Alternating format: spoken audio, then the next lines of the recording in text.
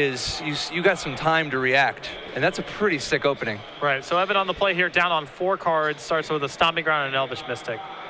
And Temple, plenty of the play for Brendan. He really needs to draw some land. And he does. He doesn't have a lot going on yet, but at least he's putting some pressure down, and he has a Scavenging Ooze. So all things considered, not the worst 4-card opening we've seen. Absolutely not. Evan now with, I believe, just Dreadbore left over. So we'll see the extent of Brendan's hand shortly. He sure would love to draw a Domri next turn. Maybe just a 4th land or a 3rd land. Stomping Ground untapped for Brendan and passes the turn. What do you think about that, just taking that damage? Well, to me, I think the most likely scenario here is that he has Selesnya Charm, and that's going to be his target for a lot of his enchantments. It's not the ideal enchantment target, of course. It's very susceptible to getting killed, but he needs to get the ball rolling. And with Evan on 4 cards and missing, colored mana for some of his removal spells, it's not the worst plays in the world. Do you think it's possible he just blocks the Scavenging Ooze? Because, like, if Evan's down 3 cards, maybe a little bit of 1-for-1 attrition could go a long way. It's a possibility. Again, it's just an issue of, do you have something else to get all these enchantments on? Because Brendan has a lot of implied mulligans and dead draws in his deck, all the creature enchantments, until he actually finds a creature. So you see the end of turn Selesnya Charm and a Reduke token.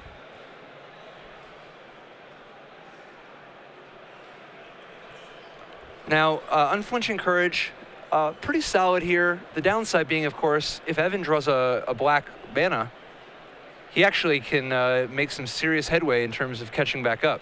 Yep, so he's going to play Unflinching Courage on his Knight token, risks the possible removal spell here, and attacks for 4. Yeah, I mean, he can't just hang out. One way or the other, he's got to use these cards to press the advantage while he has it. Yeah. And Elvish Mystic, the draw for Evan, and now things are potentially really bad as Brendan can really start unloading next turn. Yeah, but even still, I think he's got one more turn, because there's going to be a whole bunch of stuff coming down this turn, but it's not going to end it. And if Evan draws a black mana, he can Dreadbore, get out of this, and start clawing his way back in. It's possible Brendan puts 1, maybe 2 more enchantments. Probably just the Madcap skills here, though. No, not even the Madcap skills, because that won't help him. The last thing he wants is to have his only threat be to be eaten up. Because remember, this is only a 4 toughness creature. Evan could block with all his stuff. And it looks like that's what we might see. Unless Evan gets greedy and just wants to hope to draw a black mana. And that's what Evan decides and says, I'll take the whole hit. A single black mana could make this a game again. And there is Domri. So now if you're Evan, do you play the Domri? Or do you just, suck it up and have to just triple block this time?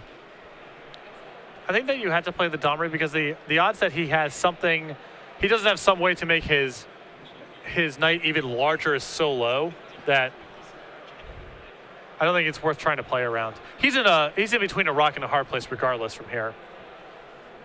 Well, he's going to have to block regardless, and it's going to take 2 creatures.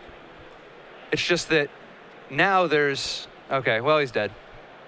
You see his Johnny Calder Pride flying in double strike and a lethal attack. Shows the Dreadbore in his hand, which is actually interesting. I don't know, maybe these players have sat next to each other or know each other, but Evan didn't show any black mana in that game. Right. So revealing the Dreadbore is potentially a huge piece of information as we move on to the sideboard games. Yeah, that's a real, I guess, emotional plea, Yeah.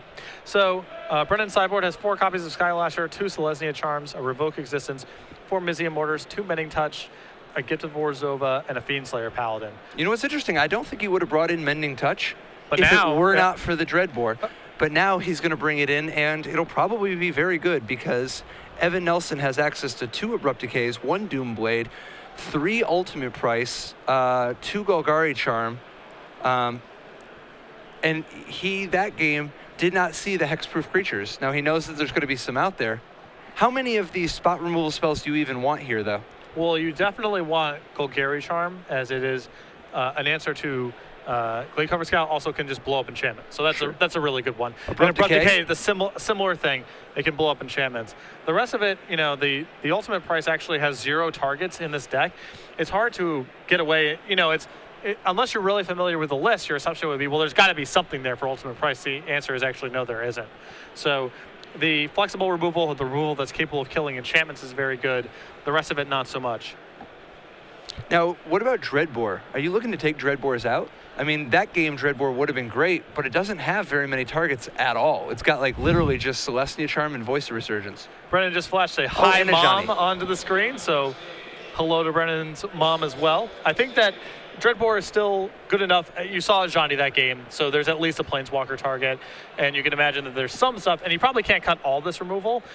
Busy and Mortars, I think, is still reasonable because overloading it can be a thing. Very much so. The removal is certainly, it struggles to be relevant, but there's so much in the list, it's hard to get away from it altogether. So the stuff that can blow up enchantments, that's at a premium, and then the other stuff that has some utility against even things as narrow as Ajani, I think, are probably worth keeping in. Anybody else's mom you want to say hi to? At the moment? No, not on air. I'm good. We are in round 7 of 10 here in Seattle. Hi to my mom. You know what? That's what I'm saying. Hello. Yeah, Wendy Chapin. Yes. You are awesome. Yes. So I met your mother for the first time at your wedding, and prior to the wedding, Patrick and I played basketball that resulted in me unintentionally injuring you a reasonable bit. I went up and introduced myself to your mother at your wedding, shook her hand and introduced myself as Patrick, and she said, "Are you the man who hurt my son?" Yeah, we had been playing basketball in Vegas like a couple weeks before, and ended up breaking some ribs. Patrick, sometimes you block one too many of his shots, and he gets a little thirsty. I can't But believe message this is, received. I cannot believe this is the way the narrative is being spun about what happened. But anyhow, hello to Wendy. Hopefully the injury to your son is water under the bridge. But probably not. If I had to guess. My mom is a gangster. Oh, yeah. She doesn't forget. Oh, yeah. All right, both players looking for a good curve, a good distribution of spells early on. That wasn't the finest showing from Naya Hexproof. I mean, that wasn't what it's really capable of, but it was certainly more than enough needed to beat the Mulda 4. It's tough because the deck plays so many temples, both as a concession to mana and the fact that it's looking for interlocking parts, that actually is pretty slow out of the gates a lot of the time. It's not uncommon to see it just play tap lands for the first couple turns, eventually deploy a threat, and then you see the fireworks. But the first couple turns are often very little is going on. Yep. So Naya Hexproof looking to upset one of the big four. We've been seeing the stock-ish decks do very well, but Naya seems like it's got some good tools for this matchup. I do think that if the Jund deck comes out with a good curve, though, I mean, the Naya deck is not exactly set up to defend itself. So, like, you know, like it has 2 Celestia Charms.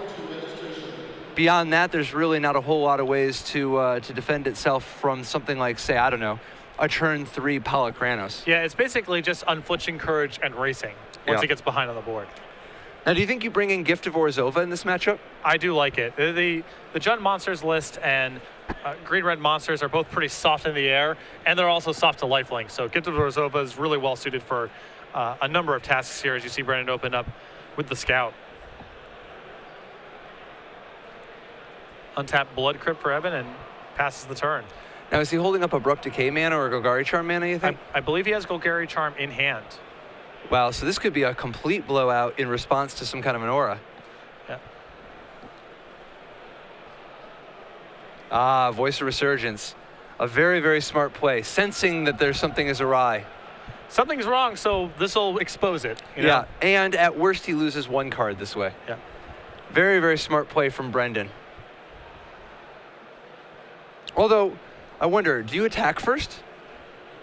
It's I think weird. so. If you just attack the, like, you're not going to, I mean, nobody's going to just Skylasher against Naya Hexproof, though, right? Because that's like the worst thing that could happen if you just attack. Yes, that is the worst thing. Although it's not unreasonable because the removal's so bad. If there was a Skylasher, it's not out of the realm of reason to bring it in here, just because you have all these Doom Blades and Ultimate prices that really struggle to be relevant. Oh, yeah, and Skylasher trades with some stuff. I mean, I could see Skylashing against Glade Cover Scout. That's pretty sick. So we see an untapped Temple Garden before combat, Voice of Resurgence across for 2, and then Witch Stalker post-combat. Which Stalker? Witch Stalker. Yeah. This Stalker.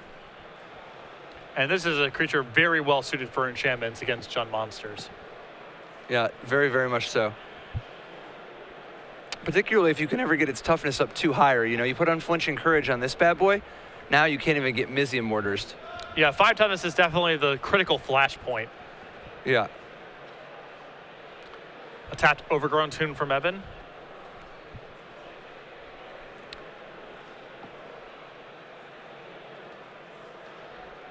And now we'll see what Brennan can do with this Witch Stalker.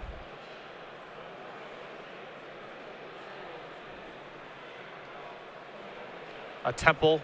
Looks like that card's going to the bottom.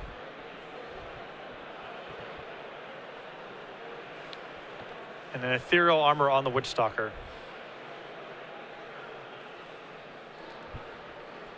And what do you think about this line, keeping up both Celestia Charm and Boros Charm? Oh, I like this line a lot. It gives Brennan a ton of insurance, and also if Evan just takes too many lumps, Brennan can just kill him out of nowhere. Yeah, like trample over plus 4 to the face. Yep. So he does not play a second Voice of Resurgence, instead keeping up all his tricks. He's like, I got enough to win with. I'm just going to nurse this particular lead. Is this a defensive Stormbreath Dragon? It is.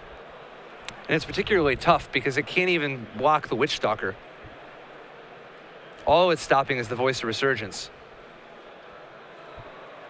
Brennan draws. It is a Temple of Plenty. And we might see some Giant Growth and Double Strike action as well here. Oh, yeah. This is going to be a good 12. This is it, right? Yeah, it looks like it. As we see Celestia Charm on the Witch Stalker moving into 6/6 and Boros Charm for Double Strike. 4 damage would also get it done here, and that's game. That should be it. So Brendan Goold making swift work of Evan Nelson's Jund monsters. We see another win from Naya Hexproof, advancing to 7-0. And this is one of the upstarts we were talking about. A deck outside of the big 4. What I really like about Naya Hexproof as a deck